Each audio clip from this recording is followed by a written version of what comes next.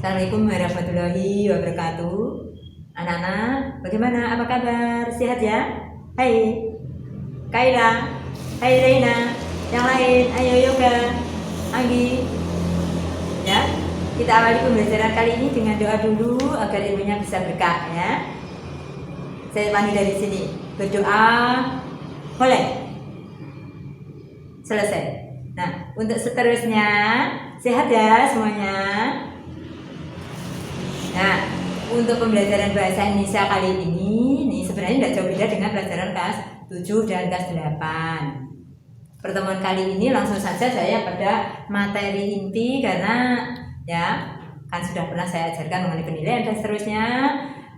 Tekniknya sama, hanya pembelajarannya jarak jauh. Nanti kalau sudah pandemi COVID-19 ini ya usai, kita berdoa saja segera berlalu sehingga kita bertemu kembali bersekolah bersama seperti 2 tahun berlalu ya di kelas 9 yang baru.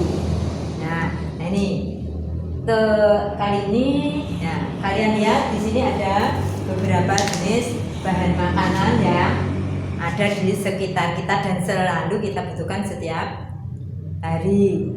Nah, terkait dengan itu mengenai apa yang mau kita pelajari, yang pertama karena kebutuhan kita itu makan dan minum, ya.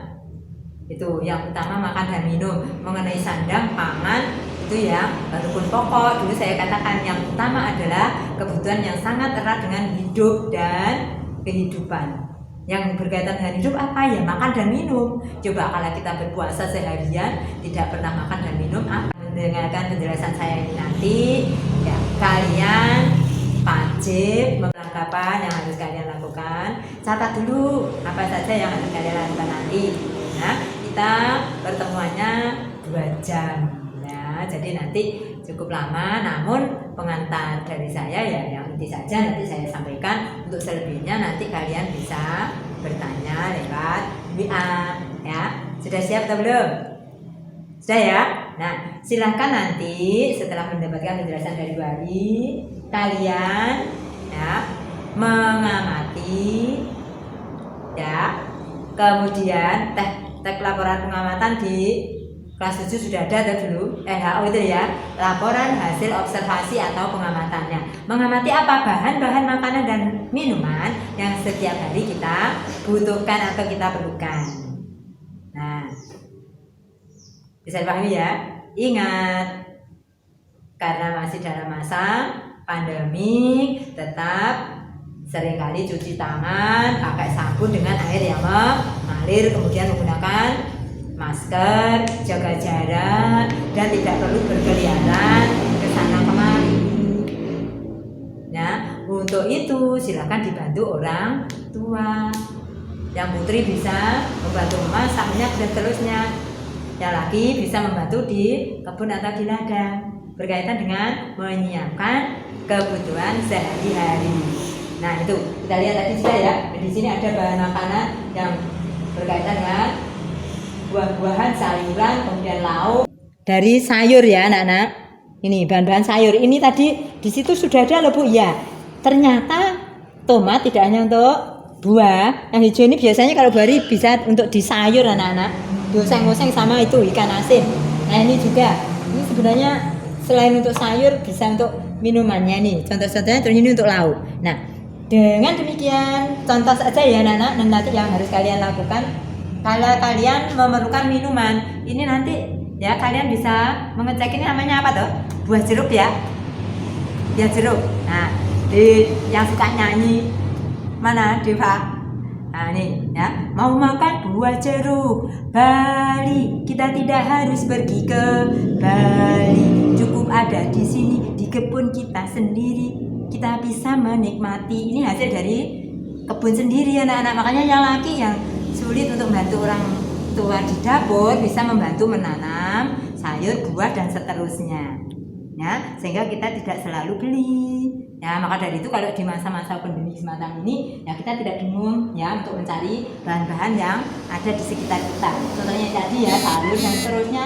Ini dari buah memetik sendiri, jeruk juga, yang ini pisang juga anak-anak, tomat saya nanam sendiri juga. Yang tidak ini Nah ini ya, ini kelihatan dari bungkusnya saja saya beli nih.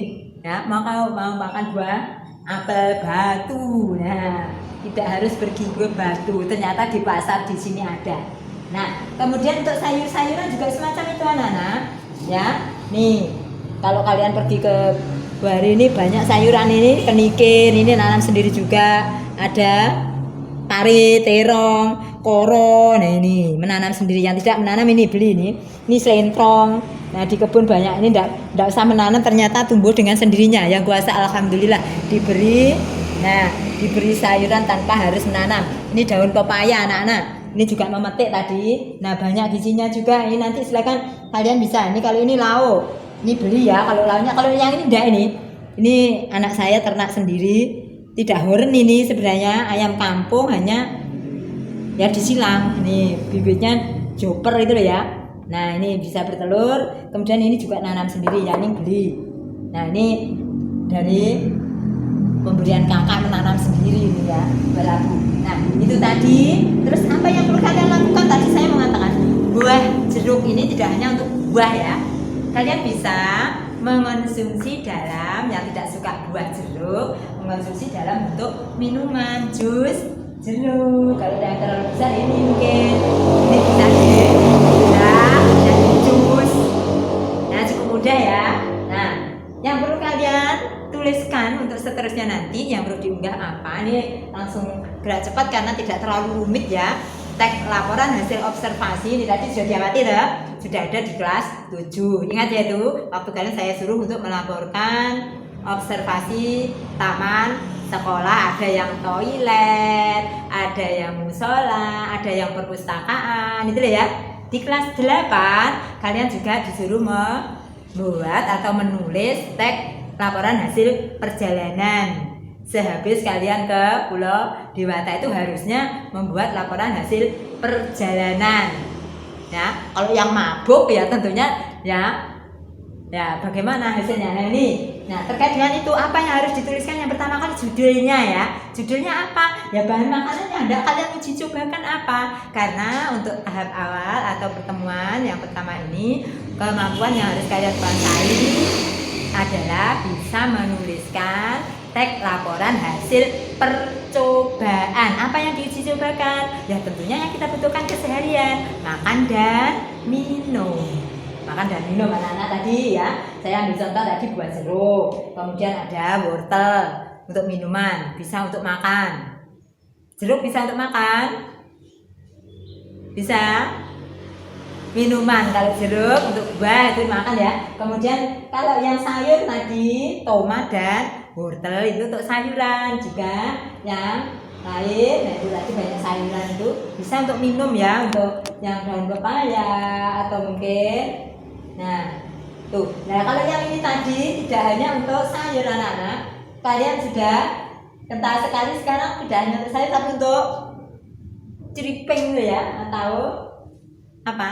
Nah, ceriping dari pari. Nah itu, nah nih contoh-contohnya. Nah tentunya setelah ditulis judul, nah tujuannya untuk apa? Kalian membuat percobaan atau uji coba itu. Makanya kalau tidak dilakukan ya tidak kesampaian, tidak tahu.